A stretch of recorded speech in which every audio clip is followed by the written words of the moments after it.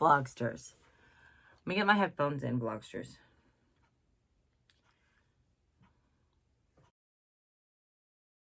That helps you hear me better. I actually did a test and I was like shocked at the difference in other places, but in this room, for some reason, you don't get the same difference. You don't notice it quite as strongly. Good morning, Vlogsters. I'm home. Look. It's time to wake up. I've actually been awake for quite some time and been laying in bed, and then I was talking to my sister for a couple of hours, just laying in bed, and I was like, I got to get up. I got to get coffee. I got to get my medicine and do my blood sugar and all the things. So I did. And here I am talking to you. I don't know when you see it, but we sort of had like post-party trip. Not trip like to Texas, but the post-party disaster cleanup. Jimmy and I did really quickly yesterday. You know, it's funny because I do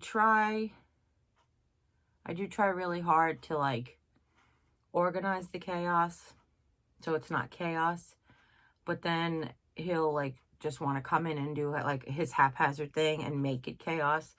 Like, I think the perfect example, and again, not complaining about my husband, just talking about how things are. Okay. Perfect example was my bathing suit drawer. And it sounds silly, but I have my bathing suits, my wraps, my like cover-ups. Jim's, he has like 2 bathing suit short set thingies.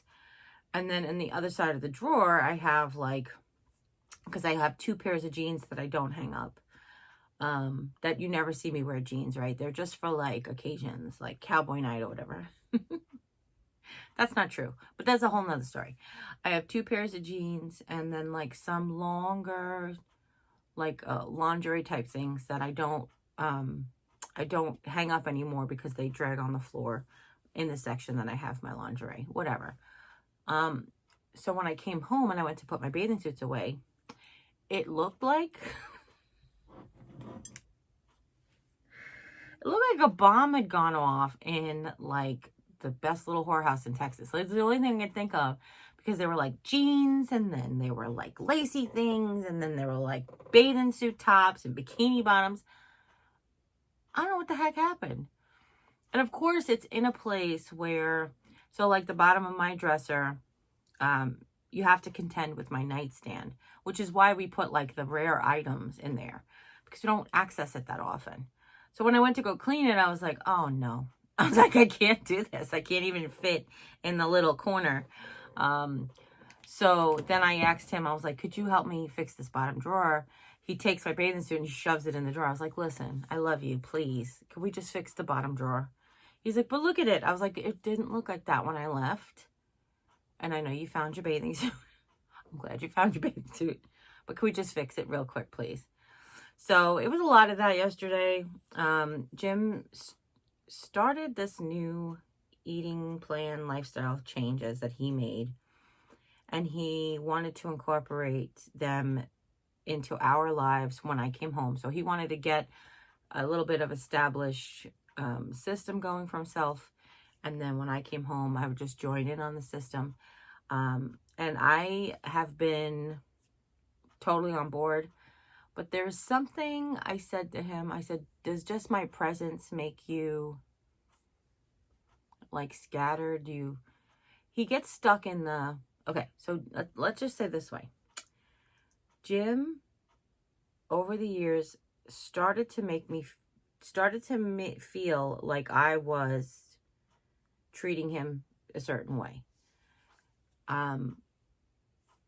After talking about it, he realized that I'm not treating him that way. That's the way he's perceiving my treatment, or the way he's feeling internally.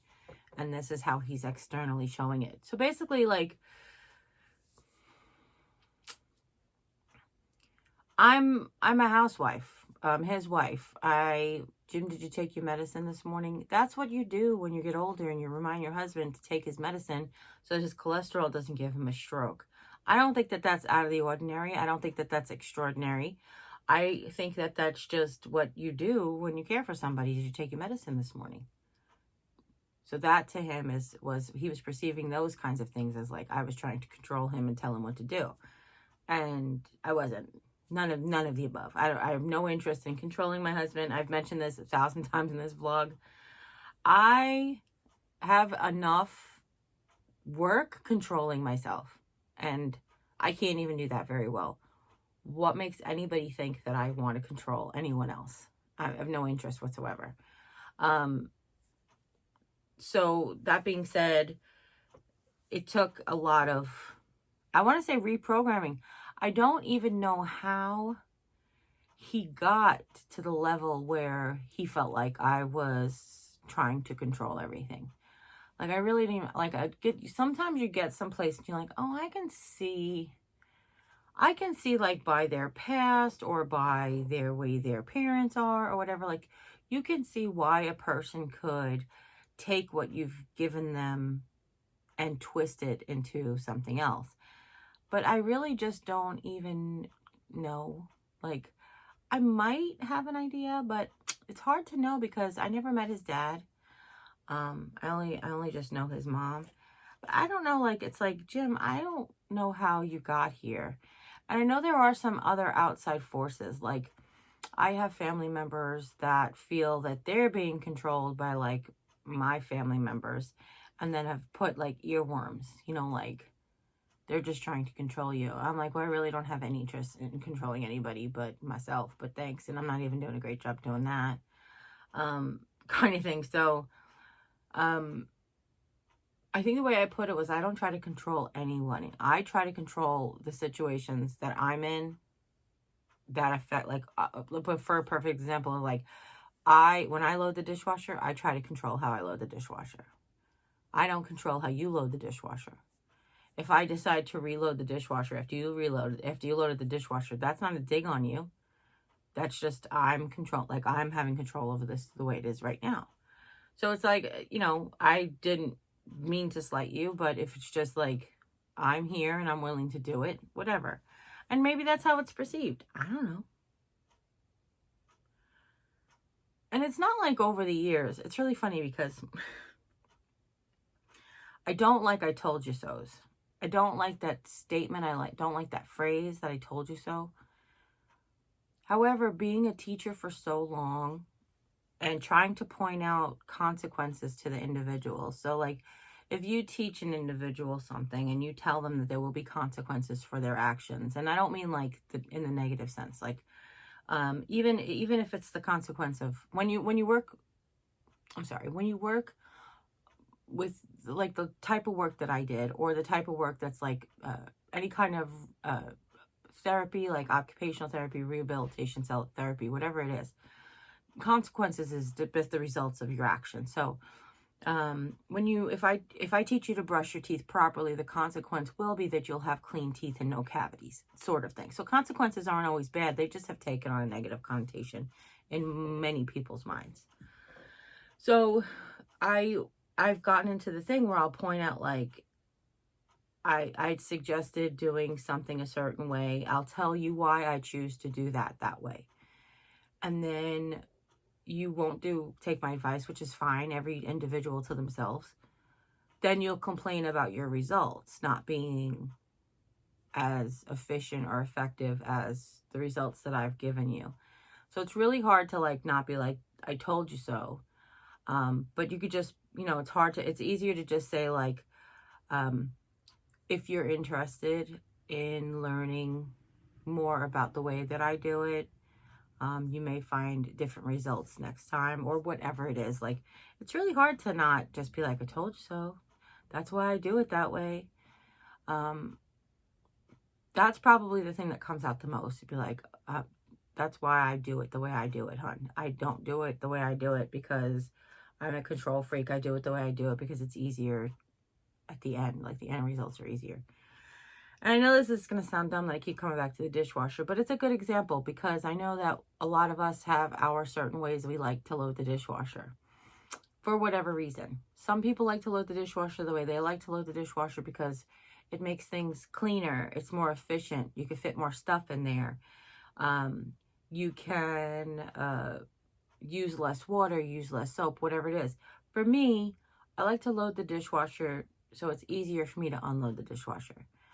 I've mentioned it before, so I'll tell you, if you're new here, I can tell you all about it. I often have limited energy and limited mobility. When I load the dishwasher, when you load the dishwasher, you usually load, for my family, it's 6, like 3 plates, 3 forks, 3 knives, 3 cups type of thing at a time, plus the servingware. So maybe a total of 6 pieces you put in at once. When I unload the dishwasher, it's a whole dishwasher full that you're trying to put away. So it's like 9 plates, 9 bowls, whatever it is. So what I do is I try to make it so that I use the least amount of energy when it's time to unload the dishwasher, if that makes any sense. I'll put like bowls in, I'll do size order, but if I try to put like bowls together, like that go in a set or whatever, it just makes it easier for me. So that isn't me trying to control how everybody does everything. That's just me telling you why I do it. That's all. It's just like that. So if it helps with people's limitations and energy, like, I hate to see as Jimmy gets older, like I actually joked about this when we were younger, that he'll take like 7 trips to the refrigerator to put groceries away. And I'll like put everything in a bag and make 1 trip. So it's like we say work smarter, not harder. But I realized that him working harder over the years has given him more physical energy. That's why he's more limber, because he's just moved more. But as we get older and it's harder for him to move, I try to get him to work a little bit smarter, because I say to him, I'm like, if you only have enough energy to either put the groceries away or to, I don't know, go to work, I will help you find a smarter way to put the groceries away so you could save some energy to go to work or whatever it is. So it's just difficult. It is just difficult. But that's it. I haven't eaten breakfast yet because I'm gonna drink my coffee. I'm gonna see about having brunch. Right now I'm not hungry. I don't think I need my Metamucil today. Today is Friday.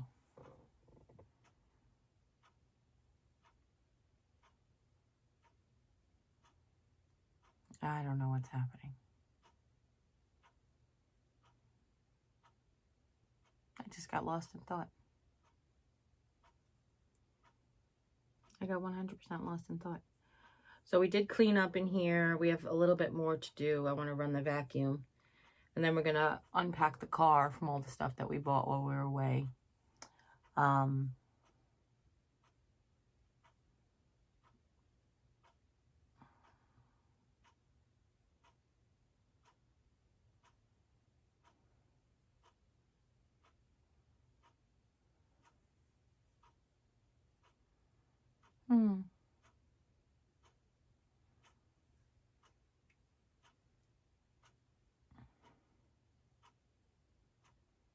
Yeah, I can't think. I can't think of what I wanted to say. So I guess it was that important. Hopefully, if you stopped by and visited my Pamper Chef virtual party over on Facebook,